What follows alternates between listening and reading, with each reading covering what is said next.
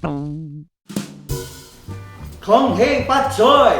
As promised, we're back! At ito po ang inyong abang lingkod, Master Aldrich, para i-share sa inyo ang unang series natin, What's in it for me 2017, this time for the year of the rat.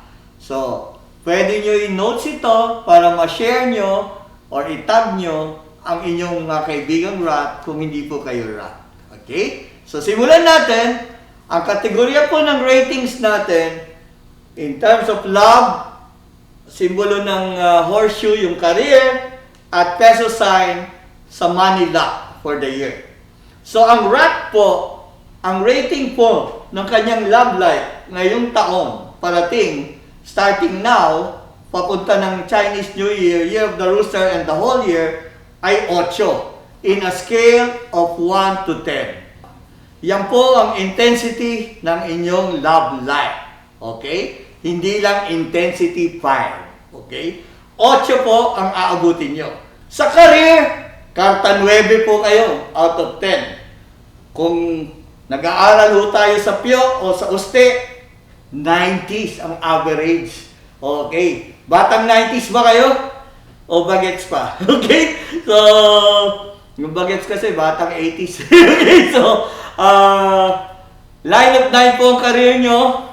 Stable po ang inyong magiging incomes at sources of career growth. Malakas po, may chance pang ma-promote. Okay? Sa mga year of the rat. Sa mga walang trabaho, malaki ang chance magkakatrabaho kayo. Katulad po sa love life, isa lang ang dapat nyong gawin. Mag-apply lang kayo.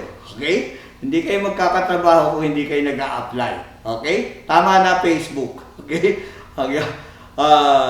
Ika nga ni Doña Delilah, kaya ikaw dyan, magsumikap ka. Ika. Okay? Pagdating sa pananalapi, karta 8.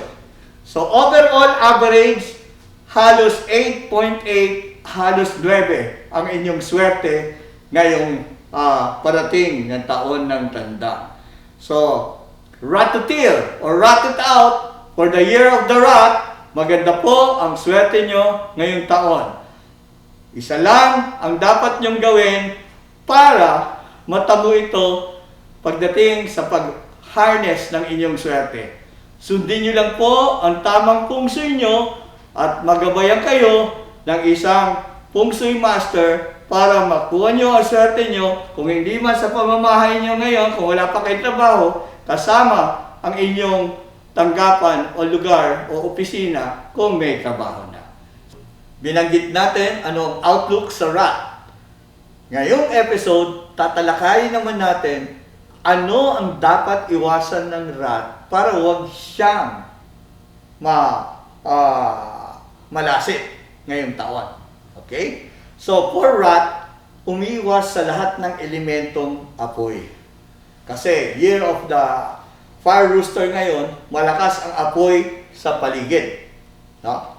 Gusto mo ba maging adobong rat? Okay? So, baka maluto lang ang swerte nyo, masunog, ika nga. At, literal, may malas na kulay.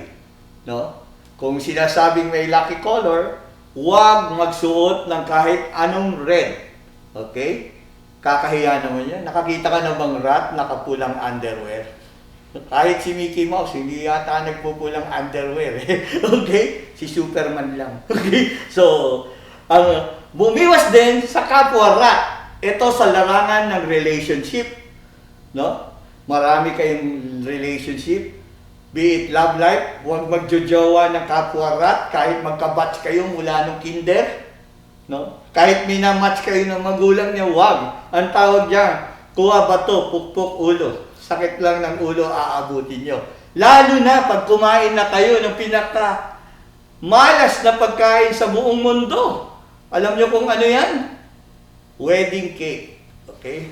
Okay. So, lalo na din, red horse. Umiwas sa horse at simbolo ng horse ang mga rat. So yung mga tumador dyan, mga taga-call center, baka almusal nyo red horse, pangmumug nyo na yan, at pang-washing, ay nako, huwag naman. Gusto ko sa inyo, huwag kayong habang buhay call girl o call boy sa call center. Okay? Gusto ko naman kayo maging executive. Okay? So, sa mga rat, ito lang ang dapat ingatan. Fire, red, at kapwa rat, and kalaban na horse. Okay? And of course, sa mga lovers dyan, wag na wag mga ngabayo! Okay? Bye-bye! Sa susunod na kabanata, ox naman!